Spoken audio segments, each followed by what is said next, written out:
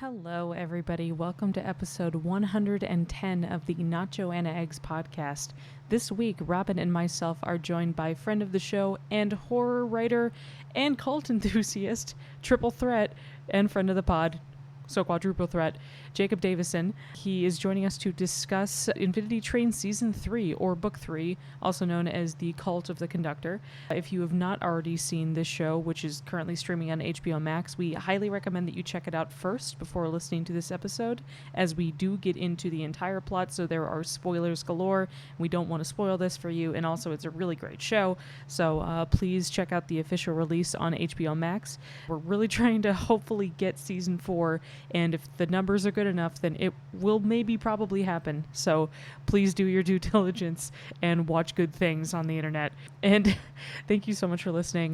We had a great time talking about this one, and hope you guys enjoy it. And it's just great to have Jake on. We've got some links to his work in the show notes. You can also find him on Instagram and Twitter via @JacobDavison_ on Twitter, and @Jacob_Davison on Instagram. Thank you so much for listening, and hope you guys dig this one. Take care. Bye.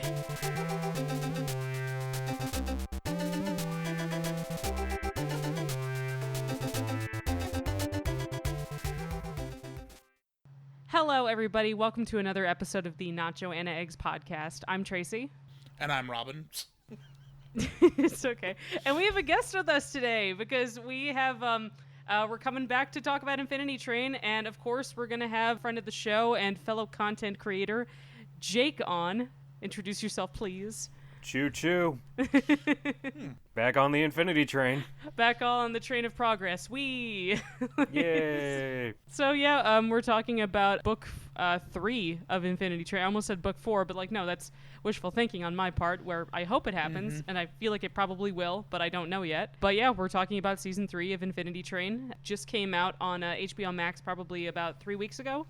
And they have actually been releasing the episodes in different stages, which I think has been great to help build up the hype. And I think that there were a lot of people that wanted that, like missing getting new episodes every night or like every other night, whatever it was.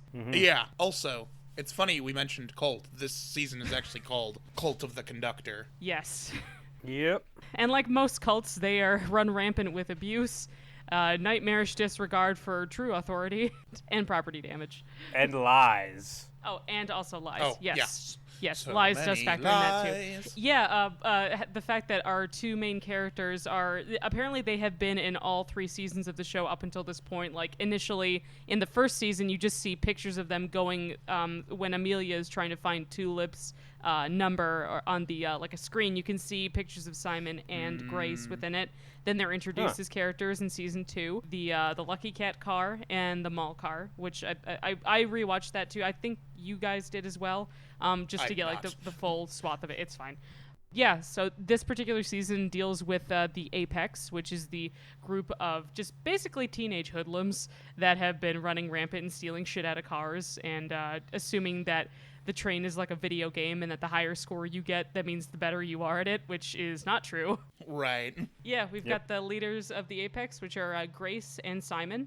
And they encounter another, who they believe is a passenger named Hazel, and her denizen, or her companion on the car, which is Tuba, a large gorilla that has 2 tubas around her arms. The basic synopsis is they encounter her and try to figure out what Hazel's story is while still trying to return to the Apex car when they get separated from the group. Right, because one of the things that's odd about Hazel is that she has a number, but it doesn't look like it moves at all. Yeah, like it doesn't glow like the rest of theirs do, which is... Yeah, it looks like it's just written on with marker. Yeah, it's something, and that's like one of the most remarkable things about it is that like Apex people, or like Grace and Simon, they're used to seeing denizens or nulls as they call them, which is basically just like, it's basically just a slur for creatures and characters that they see on the train that they consider as less than, that they can treat in a very dehumanizing kind of way because they truly don't see them as humans. Right. That's the weird thing, is that Hazel is able to forge a more real connection with her denizen than Simon and Grace are to form really with each other or any other members of the Apex. So it's kind of shakes Grace to her core as she tries to reevaluate if they've been doing things wrong. And I feel like empathy is also a pretty big theme this season. Absolutely. Because it's literally about the Apex dehumanizing everything else on the train. And also, I guess, to an extent, they dehumanize the other passengers. Because, like, they've got all these rules, and some of them include, like, don't listen or don't believe in older passengers. And even in the episode with Jesse and MT... I mean, they kind of let him on, but they were also very wary of them, and also they were colossal jerks to them. Oh, yeah, absolutely. I don't find it shocking that most of the team that makes up the Apex happens to be children, because since Grace and Simon are notably older than they are, like, I believe that they're supposed to be canonically 18, like that they've both been on the train for about 8 years. Yeah, they've been on for a while. I think that's like one of the worst aspects of this, is that it's so much easier for them to try to deceive the kids because they don't really see them as equals, at least like not in like a mental kind of way, so they can be giving them orders more directly, as opposed to someone like a peer like Jesse, who is in season 2, that he immediately knows that there is something amiss, and he starts seeing the same bullying tactics that were used on him in the real world that ended up applying to him on the train that he had to overcome. I did rewatch a few episodes, and like the first episode, the musical car one. Oh God! Like the children in the Apex, the followers have to give Grace an offering. Oh yeah. So they basically use them to just get stuff, and also like Grace kind of puts on a front of like, oh, thank you for this, I love this, and then she just tosses it onto the pile. Yeah, like she comes across as highly manipulative and charming, especially when she's dealing with the Apex kids too, but her true intentions are just basically being able to do whatever she wants and not have repercussions for it. Connecting this back, and funnily enough, into the first episode I did of Not Joanna Eggs, like this is a great kind of cult theme, because the Apex are a cult. It's that Grace is a charismatic and manipulative leader with a philosophy, and she's able to enrapture all these other followers who are, like you said, children, so they're easier to control.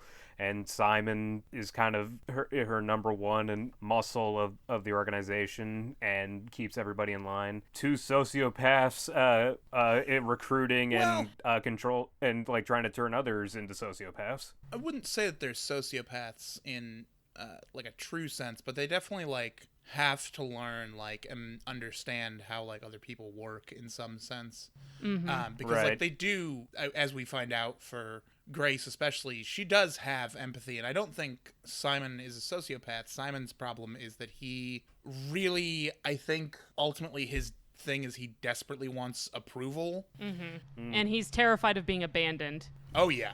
And so he's like, he ultimately serves as like a sycophant to Grace, which is one of the things that really bothers me about him, because that for me, that's always an archetype that is bothersome. Oh, yeah. I think the most dangerous thing about a character like Simon, too, is that he tends to see everything in, like, a black and white kind of sense. Like, everything is binary to him, in that if it's not this way, like, if you're not with us, you're against us.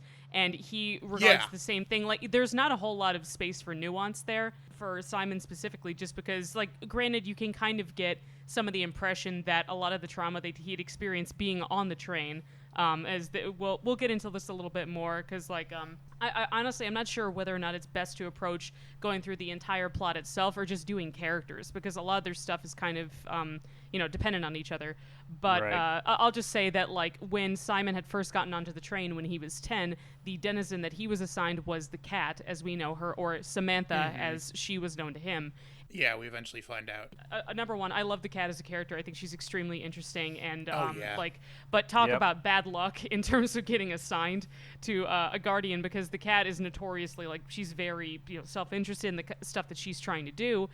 There was one instance that was tied to a lot of Simon's trauma, which is at one point he's being chased by one of the cockroach dogs, or gomes as they're called, I believe. I'm a little unclear with the spelling. It seems like it changes, but he's being chased by one at one point, but she dives into a narrow like box exit, and Simon is clearly way too large to fit through there, and she didn't come back for him, or she didn't realize he wasn't following her. So he ends up getting saved by Grace, and from then he basically had this feverish devotion to her because he was so grateful for her to like save him and everything. And his number really wasn't even that high the first time they met. He was only at 55. Oh, yeah, of course. Grace was at 148, and then she's like, oh, I just must be really good at the train because my score keeps going up. And I'd just be like, oh, that's such a little kid logic, you know? She's like, well, I just keep breaking shit, so I must be good at this. Well, that's the thing I think about the Apex is that I like that you guys point out that they're kids because it really is, and one of the things that made them difficult as characters for me initially, they're so very obviously like kids and young people, right? Like, yeah, I mean, there's a very obvious lack of maturity going on there, which Amelia calls them out on quite vividly. As soon as you meet Grace, I can read that, right? Like, it's called Apex. It means the top. I got it from a book. Yeah, I'm sure you did. Yeah, she is such an edgelord. Yeah. Oh, she definitely is in the first in season 2. Yeah. And it makes me sad because I do think that she and Simon together as a team, they have great chemistry. Like they seem to enjoy each other. Absolutely. Simon obviously has a huge crush on Grace. Like like to the point that like there's no one he can like actually talk to about it. But he starts feeling this weird ownership towards her later into the series.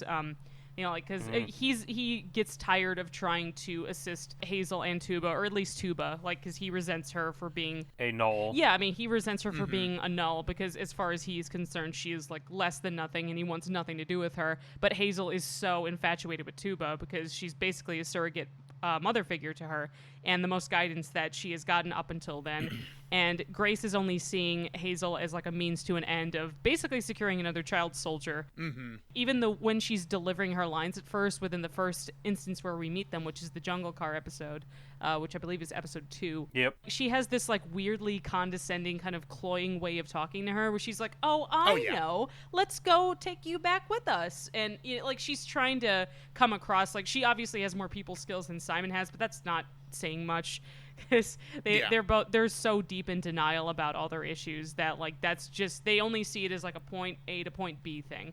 Like any of the nuances of forming a genuine connection with the denizen has long since passed them. Yeah, and it is interesting because they spent such a large part of their developing years on the Infinity Train, and they just kind of had to adjust. You know, it's kind of a nature versus nurture thing. They adjusted to their environment in a way that they thought was right, so you end up with the Apex. Since we went a little bit into Simon's background, should we go into Grace's background? Yeah, let's do.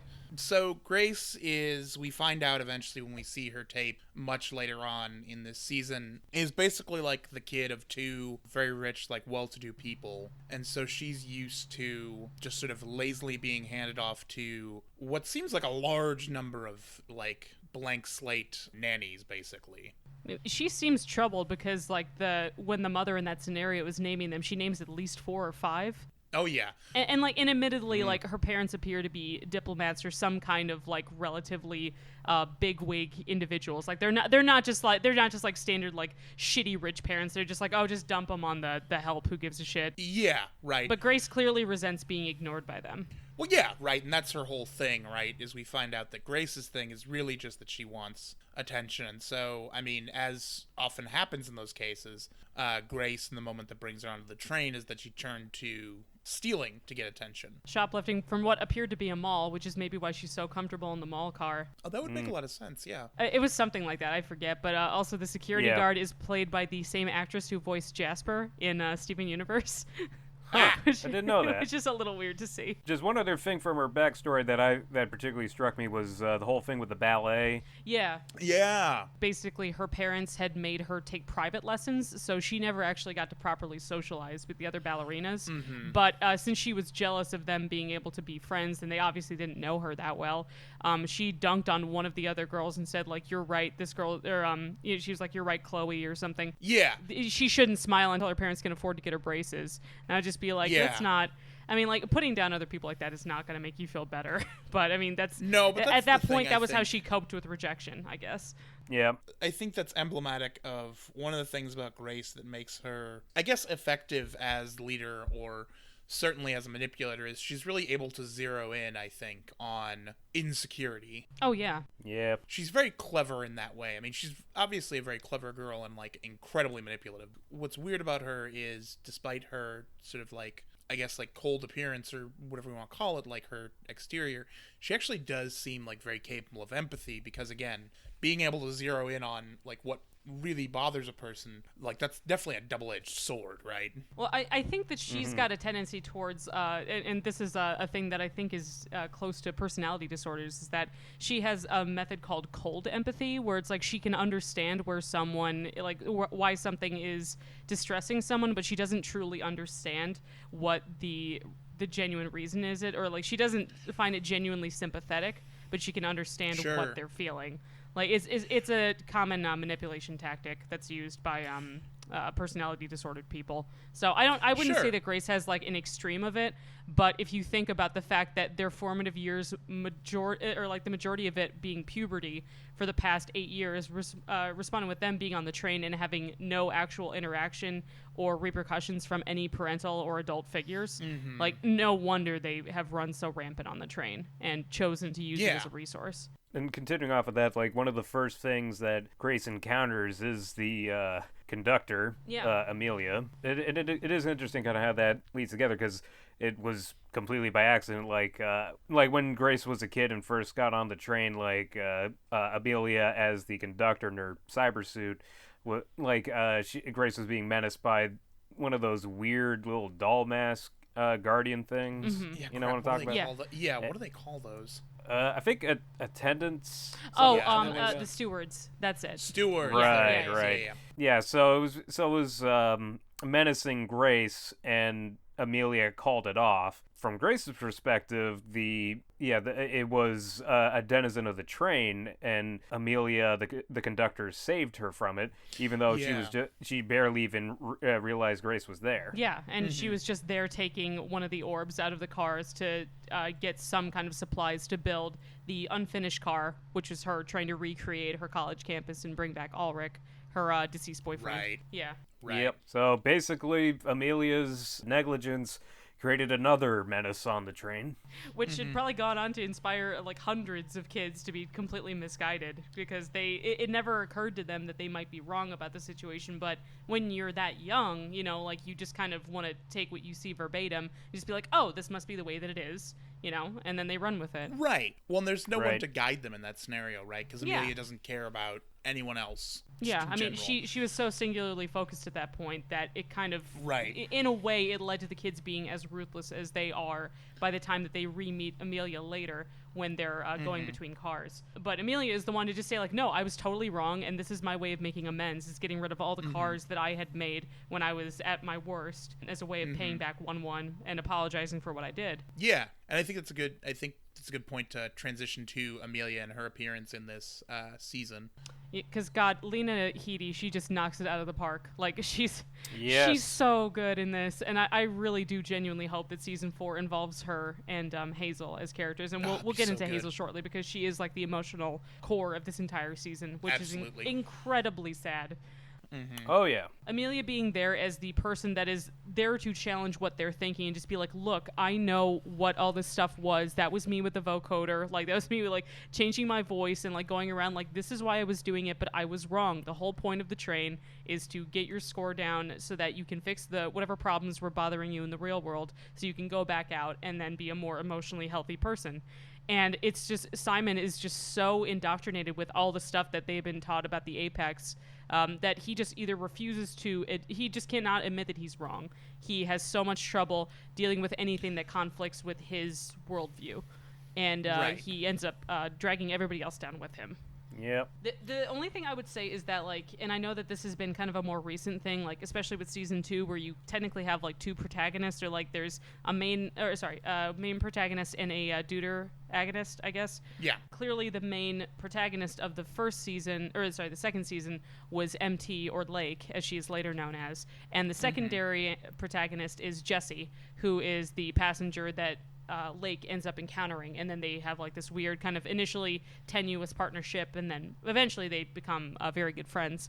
But I think that the only reason that I had a couple of issues with this season was just that I think it's difficult to put an adequate amount of time between so many characters, because now we've got 3. So we've got Grace, we've got Simon, we've got Hazel, and then Tuba is there as well. But Tuba doesn't really get a whole lot of speaking roles that frequently. So I think that it can kind of be a little bit difficult, at least for me, like getting more into Grace's backstory, because I would have liked to see what exactly Simon had did. that got him on the train in the first place, and we don't really get that. Like, maybe it's not important, Yeah. but I would have liked to see it personally, just like to see what specifically had influenced him. Yeah, I think it would have been interesting, but I think what this season wants to really do is like pivot Simon towards like a pure antagonistic role, and like you and I have talked about this before with Steven Universe, but what I like about it is how it ends his arc, which is to say he dies at the end, because at a certain point some people can't be saved because they don't want to be. Some people can't be redeemed. Redemption only works if you have a certain amount of self-awareness and a desire to want to curtail your behavior if you know it's hurting the people that are important to you. Yeah, you have to want to be redeemed. You have to want to make amends, and he doesn't fucking care. Yeah, you have to actively work towards it, and that's clearly not something that Simon wants to do. And so, like, you know, that's one of the things I think thematically in this season that it is really well done, is that we see him, like, he definitely, there's a point at which he could be redeemed, but he just goes ahead and chucks that every opportunity he gets. Yeah. No, I mean, there are probably several points where he could have been redeemed. That's the thing, you get, you know, it's not even a second chance, you get several chances, but every time he just decides to go full steam ahead, and he just keeps doubling down because it's either all he knows or he doesn't want to be faced with the idea of being wrong. And it's I don't know, it's so sad because it's like, as much of a bastard as Simon is during this whole thing, you do still kind of feel bad for him to an extent, because you can kind of see where, like, he does have a great amount of loyalty to Grace. He's resourceful, he's smart, like they're both hyper athletic, like they have to be ripped to shit because they are doing so many acrobatics during the entire series. Oh yeah, I love that they got those Attack on the Titan, those, like, bungee, what were they things called? The harpoon packs. Yeah.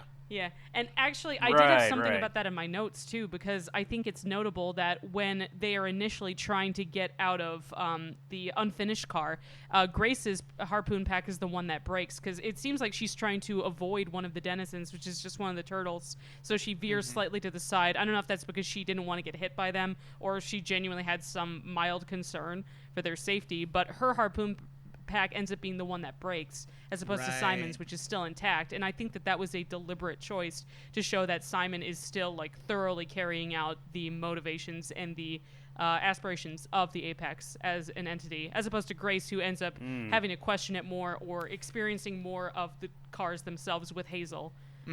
As they try to get back to the mall car. Yeah, and two traits about Simon that really stood out to me. For one, you know, like his whole hobby of the miniatures and models. You know, because he's a control freak and he wants a level of control, and you know, he makes all these little people and environments and dioramas because you know, he's able to control them. And also the running gag with his kind of bad sounding fantasy novel. I think it was called Azagorth or Azagoth, something like that. Yeah, I don't know. Like But I mean, like, he literally is writing a world or writing a book about his own world, and Grace can't get past the foreword because she's like, I wrote that part, it's the best part so far. Yeah, and then when he promises to make a character based off of Hazel or name a character after literally Hazel. After one of the most traumatic things that's probably ever happened to Hazel is, I'm like, can you not read the room, my dude? Can you not? But it's his novel. Yeah, like, don't you want to support my vision, Hazel? But actually, I think that this would probably be a good transition to talk about Hazel and Tuba as characters, because holy shit. Yep. Okay, so she's 6.5. They encounter her in the jungle car, and they pretty much destroy every aspect of her within maybe a day and a half. And it's just so fucked up because, like, Hazel is such a sweet kid. Like, the oh my God. Girl who was the voice actor for her, she's incredible. Like, she did a great job. They had her sing this lullaby that Tuba had sang to Hazel that she previously sang to her kids.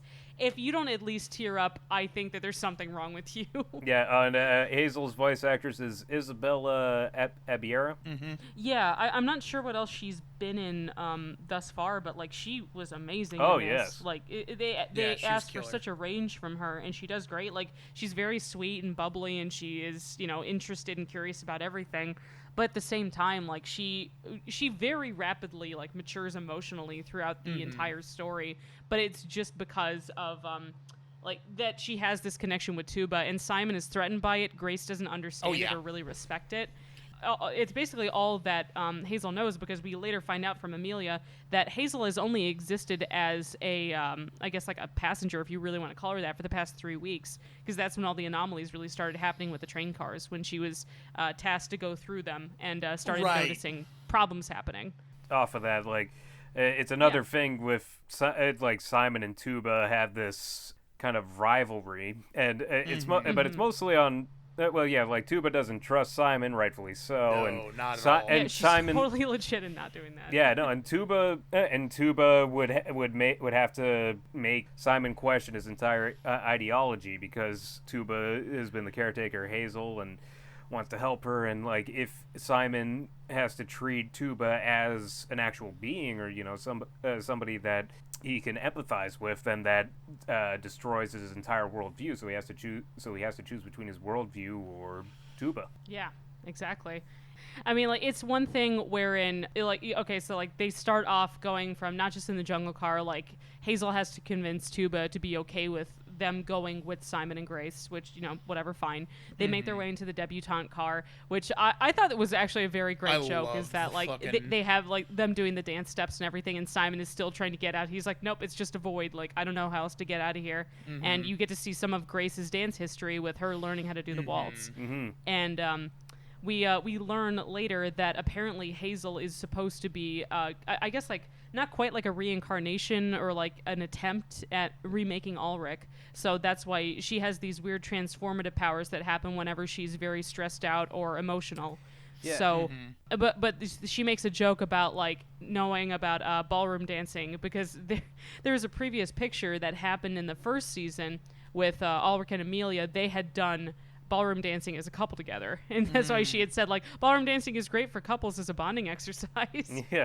It's like, so they do a whole lot of callbacks, like stuff that I wouldn't have genuinely thought about. But one thing that actually, speaking of callbacks, one that I didn't catch initially, is the song at the beginning of the first episode, right? Oh, which my is God, Jesse's song from season 2, but is also, like, thematically kind of what the season's fucking about. Yeah, and just the fact that it's called Empathy Goes is great, because I love anything goes, and it's I don't know, I like a good musical theater joke. What can I say? And just something about seeing the lights screaming, just be like, oh no, you're one of them. Yeah, the same panic. And they actually used that light again in the last episode as a spotlight. The writing team on this is so solid. It really is. Yeah. And I wanted to ask back on Hazel, just two things of significance. Yeah. What do you think is the thematic significance of Hazel transforming into a turtle? Like, also she kind of reminded me of that Japanese spirit, a kappa, which is kind of like a frog turtle. I saw Kappa. I also, like, my immediate response was the mock turtle from Alice in Wonderland. I don't know why. Yeah, that actually is probably the reference. It could be. Yeah, I mean, because, like, that could be part of it. But at least for the turtles thing, like, I know that was, Amelia later says it was literally just a handkerchief that he had at one point that he ended up using with Amelia, like when she was crying or something. Huh. But I think that the whole idea of her being able to transform, like, that's the weird part, and I'm sure that, or at least I'm hoping that they'll get into it in the next season, because it's only whenever she's in moments of extreme distress, which I'm guessing probably had to do with the fact that when Amelia was at her worst emotionally is when she started making the majority of the cars. So maybe that's why emotional problems tend to exacerbate what's going on with her. Like, similar to how the unfinished car is, like when 1-1 is attempting to fix all the things that are going on in the car, then it makes the weather worse, or it inverts the gravity, stuff like that. Yeah. I got the impression some of that was kind of tied to it. I don't know for sure, though. No, I mean, I could see that. There is a lot of ambiguity, which is another thing. Like, what do you think Hazel's relationship to Amelia is? Because, like, is Hazel, like, a reincarnation of Ulrich? Is it, like, a memory given kind of an incarnation? Like, I've been thinking about it. Just there's so many different ways to interpret it. Yeah, I think, Amelia says, like, this is the closest she's gotten to recreating Ulrich. I think it's her attempt to fabricate a passenger, right? Mm-hmm. And I think the turtle thing, like, aside from like the basics of turtles, seems to be what she accidentally makes when she tries to recreate the college campus. There's also, like, in times of extreme stress, she turns into a turtle, which we sort of culturally associate with, like, defensiveness, right? Like, sinking into your shell and, like, hiding. Right. Yeah, like retreating when during times of emotional turmoil. Right. These are things that I believed were deliberate with Hazel's. Is the fact that, like, number one, she has a tendency to use British slang, which I've noticed. Like, at one point she says, "Don't be daft," and that's like a daft is a euphemism or like a term that means crazy or like just like nuts. There's also one she says he's barking mad. Yeah. I mean, I think that some of that is tied to it being a representation of Ulrich, because she doesn't have an accent per se, but she's even wearing like a sweater vest and a tie that I think Ulrich had been seen wearing at some point. Huh. So it feels like it's probably very calculated in that way, but aesthetically, like looking at her, I think she looks more like a cross between Simon and Grace than anything. I was kind of thinking that maybe they were going to go in that direction, but they didn't. So, I don't know. Like, maybe that's how she presents herself to them. Like, I don't know. It's weird. I don't know if she has, like, transforming powers more than that, like, more than Turtle. Like, if she can look different aesthetically if something else changes. But, I don't know. They might be tying to that somehow. Yeah, and actually, I was looking it up a bit more, or I was looking up Alric's character profile. And apparently, there are some Alice in Wonderland allusions with him, like in the flashback in the past car, he did a book report on Alice in Wonderland with the first 2 paragraphs talking about growing up and identity. So, and you brought up the mock turtle, so it does feel like there's a connection there. And I mean, I don't remember Alice in Wonderland too well, but I guess, mock turtle, it's a mockery of a turtle, or, like The reason I said mock turtle is just because, like, the first time that we see Hazel transforming, she is getting into this position of, like, basically doing, like, a bellowing cry, which is one of the most famous pictures of the mock turtle that's featured in Alice in Wonderland, like the original illustrations. But the mock turtle actually looks like a combination. It has, like, the head of a cow, but the body of a sea turtle. Huh. So, but it also has this partnership with a griffin, too. But that could be linked to, like, I think, isn't the griffin, like, part of the coat of arms in England? Yes. Something like that? So that could be tied to it, too. I don't know. I mean, I don't want to make too many big, like, leaps and bounds and stuff, because, I mean, it may have just been, more straightforward than that, but this is the kind of show, it lends itself to wanting you to speculate and look into stuff, theories abound in the show for a reason. True. Yeah, but also, like, just because the author didn't intend it doesn't mean it's not there, right? Like, that's true. I think interpretation, it has a lot to play off of on this. Yeah, one of the things that makes literature and media so powerful is not just what people are trying to communicate through it, but what you as a reader, as an audience, bring to it, right? That's, for me at least, the more important part. Yeah, I agree too. All right, well, I guess we should mention, so we haven't quite gotten into Tuba, but by mentioning Tuba, we're going to get into the ending of this particular season. So I think we should talk about her significance to Hazel and the rest of the inciting incidences, because Tuba is obviously very protective of Hazel and she wants what's best for her. But of course, at a certain point when they're going through different cars, Tuba ends up she's kind of like, she sort of like guides them into finding certain things, like there's a particular puzzle car that's involved where she and Simon reluctantly have to be partners together. There's a particular car that involves a snowstorm where, lo and behold, the cat is there, and Simon freaks out, and they have a very spirited argument pertaining to it. She helps to initiate a lot of the forward motion of them. Like, even though the Apex is kind of used to, like, cheating and going around the rules of the train, she's a lot more straight-laced when it comes to taking care of it.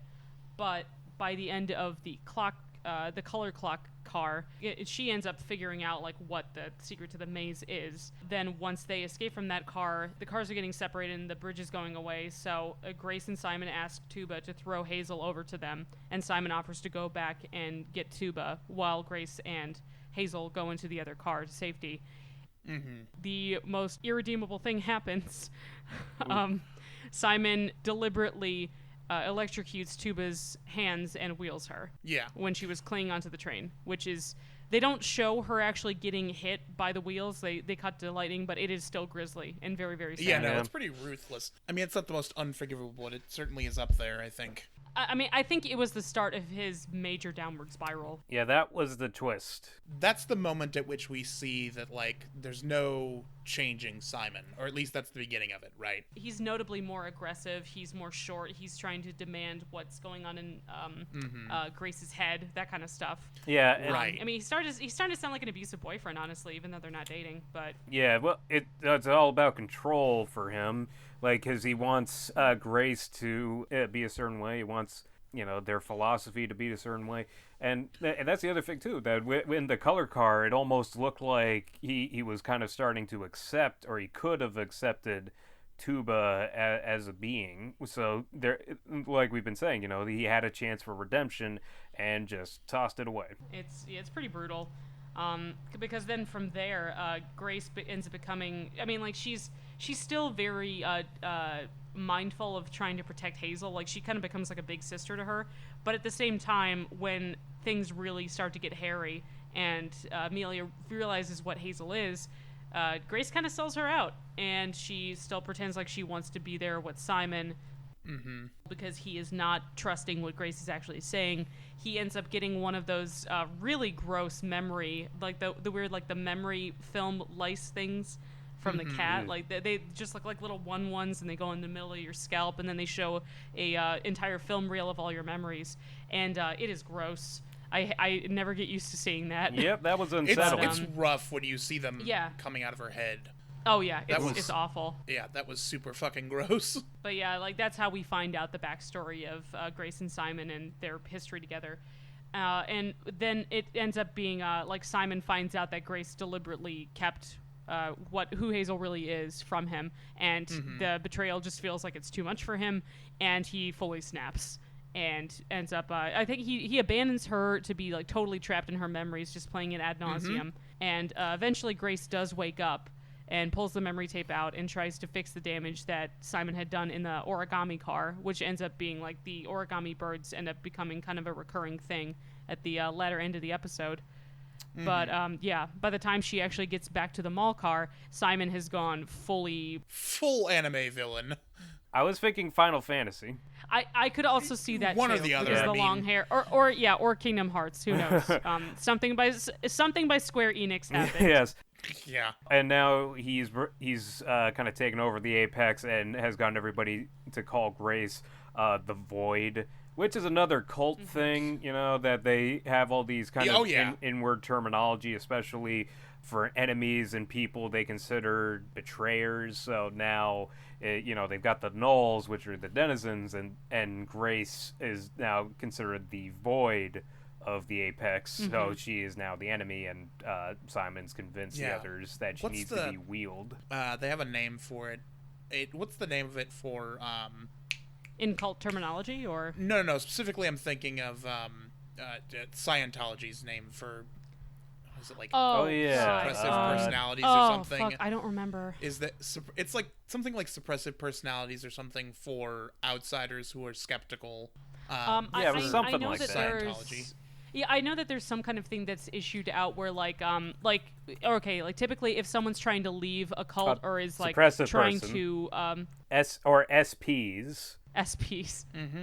I guess that makes sense. But yeah, I mean, like, typically, if there's someone that is there to contradict what the cult is trying to perpetuate, the first thing that they want to do is attack their the other person's character, like their moral standpoints, absolutely. and as a way of othering them and trying to distance the group from them, like deliberately isolating them for a reason, because anything that is contradicting what they perceive to be the truth is a threat to them. And Simon does that deliberately by having the kids try to pull Grace and wheel her. Like, that is his response to any kind of criticism is by wheeling things. Well, again, like, even the kids are like, I think it's good that the kids even are like, she's a person. We're going to wheel her? Yeah, we're going to wheel her. I don't know, man. Seems fucked up. Well, no, especially because Simon never tells the kids that they actually met Amelia, who they perceived to be the true conductor, but it was obviously just one that was the actual conductor. Yeah, that's the thing. Simon knows the truth. He's met the conductor, and he knows all that other stuff now, but he's just going full steam ahead into either he wants to keep the lie alive, or he's just so delusional he refuses to accept it. Well, I mean, his narrative is that the true conductor was whatever entity that he had envisioned in that one part of Grace's flashback. Like, that's who he has the reverence for. Like, it... Because, like, when I guess there's a certain scene where when Grace sees Amelia in the suit for the first time, Amelia's true conductor persona is like this gigantic, almost like a smoke monster with a huge sine wave that is, like, just deafening. And, of course, like, they think it's like, oh, it's like this entity. But that makes it even worse because Simon immediately just says, like, no, this is what happened. Your memories of this are fake. And Grace immediately calls him on and just says, like, what? So if I remember something differently than you, then it's fake? How does that work? I mean, it's just really, really tragic because Simon cannot handle the idea that what he's been doing, and essentially the crux of his identity at this point, is a lie. And it's easier for him to get rid of someone that is contradicting what he thinks than to actually come to terms with it or try to resolve and become a better person. Like, that's just, it's the logical step for him, but it ends up tragically. Like, in probably the most grisly scene of the entire series, which is saying a lot because there's a lot of that. Like, even if you thought season 2's ending was pretty rough, this is way worse because I was kind of staying up a little bit after I watched this. I was like, that really fucked me up seeing it. Yep, that was messed up. So what it is that they're fighting on the bridge. Simon manages to knock her off at the top of the bridge, but then while she's hanging onto the side, one of the Gomes shows up and tries to suck her soul out of her hands, which I didn't know you could do. Yeah. But she takes one of Simon's boots that was already kind of malfunctioning, hits the Gome in the head, manages to get back up to the bridge. Simon almost totally falls off because his other one stops working. She swings him back onto the bridge, and he asks, like, why did you do that? And she's like, I don't know. But apparently that wasn't a good enough answer, and he, like, straight up yeets her off the side of it. Like, it's awful. Like, he kicks her almost like a horse kicks someone whenever they're behind them or something. It's awful. Yeah. Oof. When you see his number just rolls so high that it covers his face. And that's when the Gome it's terrible. Gets him. And it seems to keep going even as he's just, standing there. Yeah, well, because I think as bad as, like, harming a denizen is for the train, I think harming another passenger is probably something it can't even calculate. Yeah, I mean, because it's probably either never happened, like, or at least, like, it's not supposed to. Yeah. Well, also to that level, because, they're supposed to be best friends, and and, like, this is after Grace saved Simon, after he tried killing her the first time, so that is just like some next level betrayal.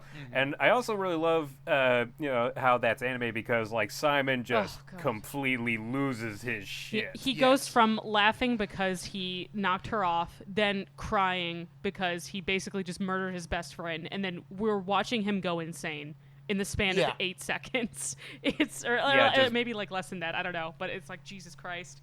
But he's just kind of in his mania, and then the Gome attacks him and proceeds to suck the life from him, and we see the full result of that in that just vaporize, like, and you graphically see his skin and flesh melt off and his skeleton until he's reduced to ashes. Yeah, like Raiders of the Lost Ark style. Yeah, they went there. The Gome or whatever, it also, like, fades to, it, like, shrieks and then also turns it explodes. Dust. It straight up explodes. explodes. Blows up. And it's like it absorbs so much, I guess, or like his number was so high it caused it to blow up. Yeah, I mean, like, maybe it was just too much hate, couldn't handle it, I don't know. Who knows? I think that's maybe interesting. Oh, and we should mention the whole thing with the origami birds too, because, like, after Grace had helped them in the previous car, the origami birds do come to save Grace, and they bring her back onto the platform. The other Apex kids greet her and just be like, oh, we were so worried about you. But then when the Gome is attacking Simon, you can tell Grace is still trying to run over to help him out, but she can't get there in time. Like, even despite all of that, she still wanted to help him. Like, that's really sad. I feel like this goes back to what you were saying before, that, it shows like someone doesn't want to be redeemed, no matter how many times you try, like, just it ends in disaster. Yeah. I mean, there's only so much you can do, like, some people just, you have to let them go. Yeah, it's sad. I don't know. I mean, like, it is, but again, like, it is very sad.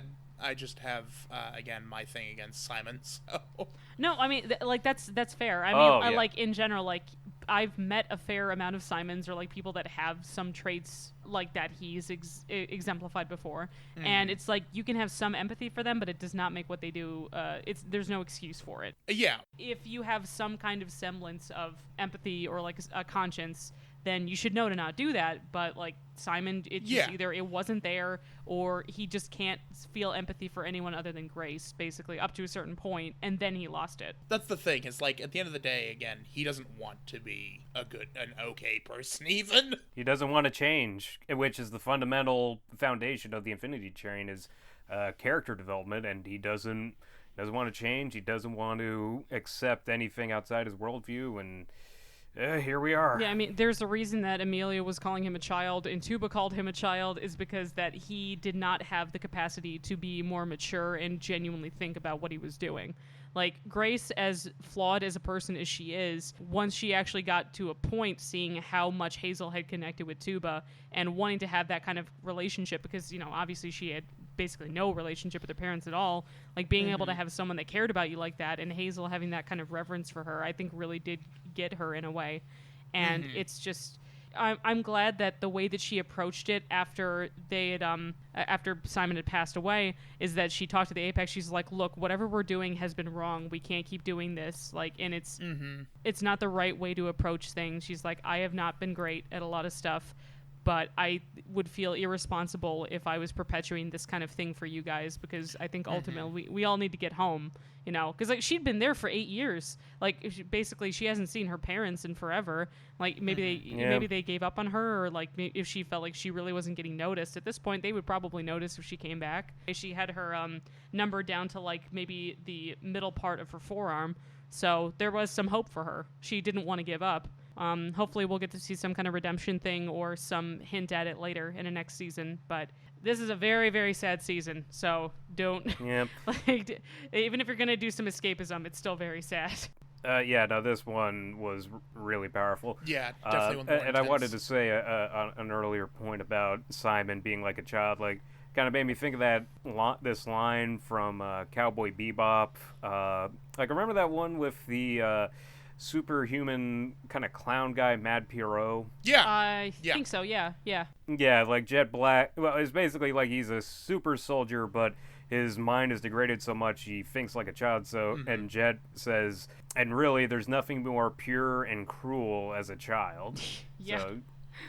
So it kind of sums up something pretty well. And he is such a good antagonist, you know, just as the bad guy. Like, I was watching the show, and, like, my roommate would pop by now and again, and in the middle, like, he didn't, you know, he wouldn't really know the context or stuff, but he'd, you know, see Simon do his thing and just be like, man, I've only seen, like, maybe an episode and a half, but that guy is an asshole. Oh, yeah. But, I mean, like, for at least initially between Grace and Simon, like, they can rationalize everything that they're doing. And that's, like, you know, no one wants to be the villain of their own story. You're always the hero up until you have someone saying, like, hey, you're a piece of shit and you shouldn't have murdered that person. Yeah. Just be like, what are you talking about? Like, but no, it's... Well, clearly the solution is more murder. You'll feel much better after a good bleeding. I don't know. But, I mean, honestly, all I can say is that I really do genuinely hope that this does very well on HBO MAX, because I don't know how the DVD sales did for the first season. I hope that it went well. I hope that they put the next one out relatively soon, hopefully by maybe fall. I don't know. I don't know if they have any plans for it, but... It sounds like they have a plan for what season 4 would be. It's just a matter of right now they're not... It needs good reception for them to be able to make it. Yeah, I saw the show creator Owen Dennis was also talking about like wanting to make certain merch stuff, but they have to see that the demand is obviously there. So yeah, I know. Oh my God, what I really want is like a little plastic one that you can like screw in, like connect them in like opposite directions, so that you can pop them out as separate things, or like like they have like little foldable arms that come in and out of the side of his body. Like that would be so cool. But I don't know. That's what I would like. I actually made an Atticus plush not too long ago, but I haven't finished the crown yet. So, or at least I got the basic pattern down, but I'd like to recreate it in faux fur. And I want to do the cat next too, just because I love the cat. I think she's a lot of fun. She's one of my favorites, honestly. I like her. She's great. I don't know. And a complicated character. Yep, very complicated. I'd appreciate Looks that. great in a vest. there was one other joke I want to mention too, is that the bear that happens to be at the chalet that she's staying in. Oh yeah. Oh, I love him. Oh, I know. Like, and apparently he appears first in the Lucky Cat car. Like, he's the one that says, like, oh, apparently nobody bet against Mirror Tulip and Jesse. So it's like, sorry, looks like you're not getting your bets back. But then he's, I guess they're dating. Like, there's a framed picture of them in there. Like, she's on top of his head. Like, it's so cute.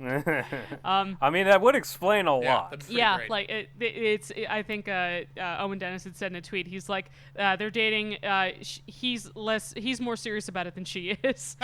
Of course he is. Yeah, that sounds tracks. But then right. he just shows up. He's like, "Hey, I'm making pancakes. Anybody got any allergies?" It's like, not now, Frank. Okay. Oh yeah, and also, what's his name? Randall. Yeah, Randall. I Yes, love Randall, voiced by Rhys Darby, the liquid water blob guy. Yeah. I love him. He's been like every season. He's just like, he's so excited to just be involved. He's like, cool, I get to be snow. Yeah. Looks like we're not snowing anymore. They called an armistice. Yeah, no, I love So good. that they are actually kind of concerned. It's like, wouldn't evaporating hurt? No, actually, it's a lot of fun. I don't mind it. It's kind of neat. We're all on the same team. Team Randall. I just really like Randall. I like He's the instant fun. of like him still having the donut holder in season 2 is great. Hell yeah. Yes, the donut holder. So awesome. Okay, well, I guess, does anybody else have any other closing thoughts, or should we take care of handles? Well, I guess it is interesting, kind of see the series culminate, because that's the thing, like every season ties into the next, and it is interesting kind of what's being set up this season into book 4, in which I will be tweeting and social mediating repeatedly because I want book 4. I want it so bad. Yes. But yeah, no, this was a great season, and it really hit some mature themes and definitely some good nightmare fuel in there. Yeah, holy shit! Don't let a young kid watch this, please. Like, seriously. Yeah, no, yeah. The HBO Max jump kind of makes sense now. Yeah, a little bit. I would just be like, I would. I mean, like, I think that if there's a, I don't know. If you think they can handle it, I don't know. But I mean, like, it freaked me out. Like, I don't know. I think it's comparable with like Coraline, where it's like it's obviously very creepy, but it also stays with you in a visceral kind of way. Yeah, but also, like, kids just process it in a fundamentally different way from adults, right? So in some ways, it's not as bad for them. Like, it's funny you mentioned Coraline, because Neil Gaiman has said, like, adults read and watch Coraline and think it's terrifying, and kids are just like, oh, it's a fun story. Yeah. Yeah. Like, it's kind of spooky. Well, I mean, like, you could contrast that with something like RoboCop, which is obviously meant for adults, but then we watched this past weekend, and apparently kids were really asking for RoboCop toys. Like, it got really popular, and lo and behold, they made video games about it and shit like that, and we're just like, oh, okay. And I guess intention doesn't. 2 cartoons. Oh wait, 2 cartoon series? There were. Oh my god. Yeah, there were 2 separate RoboCop cartoon series for children. Oh god, I didn't know that. Buck wild. We should talk about that. I mean, sometime. I guess Yeah. it was the 80s. They did that with the Ghostbusters too. Yeah, and Rambo and Chuck Norris. Fucking and A, man. God. There was almost an Aliens cartoon for kids. Oh god, and there was a Back to the Future one too. Oh yeah, I remember that one. Yeah. Well, I don't know. Just if you can make think- a TV series out of it, do it. But Oh, that seriously, was the 90s. 80s and 90s. Can we make a TV show out of it? Let's go. let's do it. I don't know. Yep. But yeah, like I really hope that we get season 4. I Yeah. hope it does well, because otherwise, I mean, I guess I could get some closure if they want to do it in comics. But damn it, I really like the show, and it's only 10 episodes each season. Like, it's a breeze. You can get through it as Yeah. though it's a movie, essentially. And it's so powerful. Yeah, it's so well done. It's got some pretty incredible storytelling. Like, considering that each episode is only 11 minutes long is unbelievable to me. Like, there's not a Seriously. second wasted. Yeah, they don't Yep. meander, and I really respect that they respect your time, and that's important to me. As an adult, it's very important that my time gets respected. So we want to do candles? Yeah, let's do handles. Jake, why don't you, would you like to go first? Is there any particular projects you'd like to plug or anything you've got coming up that people can look out for? No, I don't really have much coming up, but I mean, I am on socials. You can find me at Jacob Davison _ on Twitter. That is JACOBDIVISON _ on Twitter, and on Instagram, Jacob _Davison. Nice. And also, I guess I do have one other thing to plug. Sure. You can also find me on the iHorror podcast, Eye on Horror, with my co-hosts James J. Edwards and Jonathan Correa. We've got episodes coming up bi-weekly, and we talk a lot about spooky and fun stuff. So if you like the Nightmare Fuel from Infinity Train, you'd probably like the Nightmare Fuel and spooky stuff we talk about. Hell yeah. Cool. All right, Robin, how about you? Where can they find you? As always, you can find me on Twitter at lobster_writer and on Instagram at lobsterwriter. Tracy, where do they find you? Thank you, Robin. They can find me on Instagram and Twitter via @TCTroush. If it's easier for you to find our episodes on YouTube, you can just search for Not Joanna Eggs Podcast, and we should show up with our little head logo. I guess that's most of it. I've got some personal project stuff I've been working on recently, but nothing I can really post just yet because I want to make them look nice, and I want to have nice pictures. And I don't have nice pictures yet. I guess that's pretty much it right now. And thanks so much for listening, guys. Thank you for coming on, Jake. We appreciate it. Yeah. Always happy to do so. It's nice to make this a ritual, and also because the Infinity Train airs relatively frequently, oddly enough. We've got between September or October, then January, and then I guess just past couple weeks, I guess. Yeah. It's almost every 4 or 5 months, something like that. Yeah, it's seasonal. Yeah, I don't know how they can get it out so fast, but I appreciate it. It's really cool. I respect it. Yep, so I do hope to join you for book 4, or as has been the theme, another cult-related episode. Yeah. Look, if we're going to be talking about cults, you know you're going to be the guy that I go to first, correct? I am the dude when it comes to cults. Yes. I guess it's my thing now. It's kind of your thing, just run with it. All right. Yeah, cults, cartoons, same difference. Cult cartoons, cult classics. There we go. Something with cults, dairy cultures. Anyway, all right, thank you guys. Thanks you for listening. Take care. Bye. Bye. Hey guys, thanks again so much for listening. Our intro music is Don't Hold My Breath by Ben Briggs. The outro is Wet Dreams by Phonetic Hero. Both were found on ocremix.org. If you like the show, please subscribe, rate, and review us, or tell a friend to check us out. We're on iTunes, Stitcher, and anywhere else you get your podcasts. Find the show website via notjoannaeggs.tumblr.com.